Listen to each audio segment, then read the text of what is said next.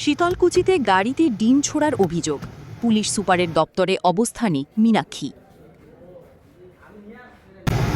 এইটা হচ্ছে বিজেপি।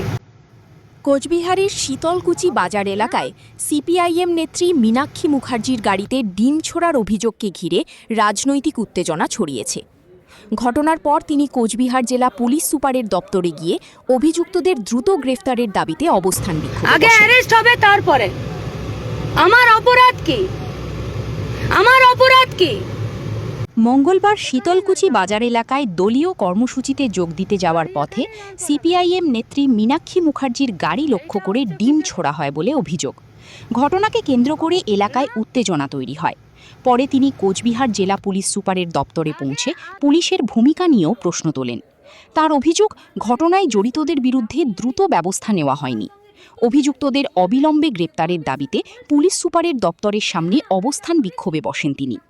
ঘটনাকে ঘিরে রাজনৈতিক মহলে শুরু হয়েছে জোর চর্চা। আপনি বলুন না, কেন আমার উপরে হামলা হচ্ছে?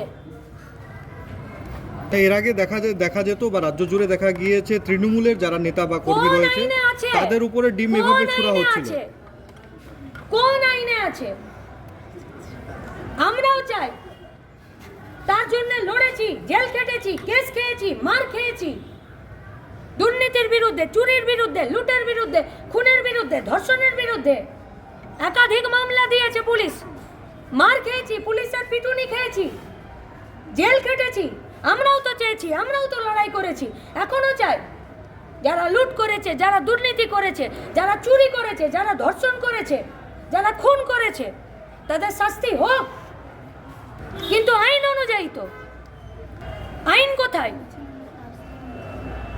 তাহলে পশ্চিমবঙ্গে আইনের শাসন প্রতিষ্ঠিত হবে না? রাজ্যের সরকার বলছে পশ্চিমবঙ্গে আইনের শাসন, এটাকে আইনের শাসন বলে? কোন মন্ত্রী বলছে যে হ্যাঁ ডিম ছুড়বে, ডিম থেরাপি চলবে, আর কোন মন্ত্রী, কোন এমএলএ দাঁড়িয়ে বলছে যেবারে ডিমের সঙ্গে ইট ছুড়বে। তাই আজকে আমাদের গাড়িতে ইট হলো, আমাদের কর্মীদেরকে মারধর হলো। আমি অন্যায় করলাম? আমার এক কমরেড খুন হয়ে গেছে, তার বাড়ি গেছি, তার পরিবারের কাছে, তার বিধবা বউয়ের কাছে দাঁড়িয়েছি, তার অনাথ বাচ্চাটার মাথায় হাত রেখেছি, এটা আমার অন্যায়? একজন পরিযায়ী শ্রমিক, সে কাজ করছে মহারাষ্ট্রে, 3 তলা বিল্ডিং থেকে পড়ে মরে গেল, তার মা বাবার সামনে, মুখের সামনে গিয়ে দাঁড়ানো, তাদের পরিবারের পাশে থাকা, এটা আমাদের অন্যায়?